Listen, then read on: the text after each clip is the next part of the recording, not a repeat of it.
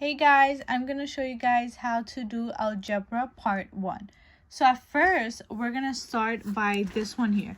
We're going to make this signs, okay? So how would I know if plus minus is what, and how should I know what is plus and plus equals to?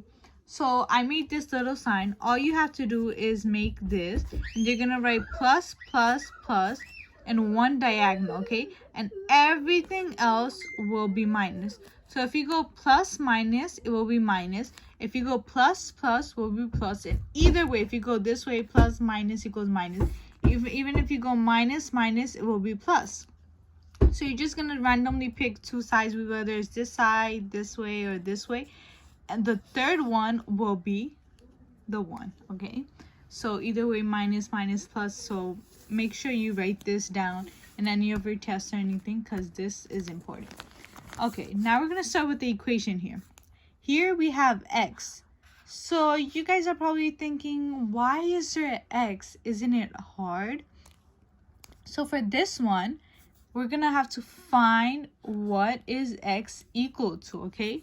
So we don't know this yet, okay? Suppose we're only working on this side. So for this one, we're not going to move this one, okay? Because for equal, we have to have something on this side, something on this side. We have to have a number on this side and a number on this side, okay? So for this one, for this one, if we move that on this side, we will have nothing over here, which you can't do. And if I move the 2 over here, then the x is on this side and we will get a number from here. So we will have number on both sides. So we're going to move the 2, okay, because that's the middle one, okay? So for this one, how do we move it? We're going to write the same number down here. And on this side, because we're going to moving from this side, we can't move on this side, okay? And about the sign, we're always going to write the opposite sign. So this is a plus, right? I'm going to use minus on both sides. Remember, it always has to be the opposite sign and the same number on both sides because we're trying to move that away, okay, from this side. And in order to move that side, we are going to write a line here. And remember, the x will be there, okay? We're going to put that down later. And for now, we're going to work on this because what is plus minus? So plus minus is minus. So if you minus both of these two numbers, when you see the same two numbers with plus and a minus sign, that means there's nothing. It means 0. Because plus minus is minus, so if you minus 2 minus 2, it's obviously going to be 0, so we don't have to write that down. And for this one, if there's nothing in front of it, that means there's a plus sign, an invisible plus sign in front of it. So let's just write that plus sign down. Okay, so for this one, it's plus and minus. Let's see.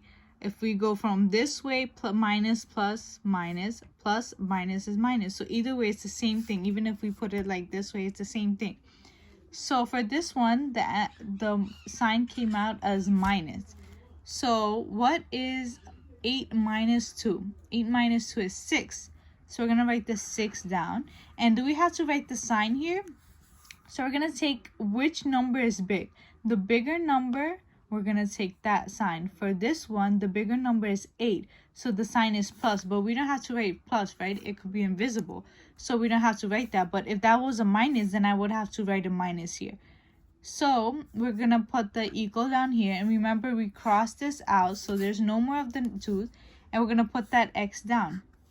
And there you go. You got the answer for this one. So it's x minus 6 for this one. And that's the easy part. Thank you for watching.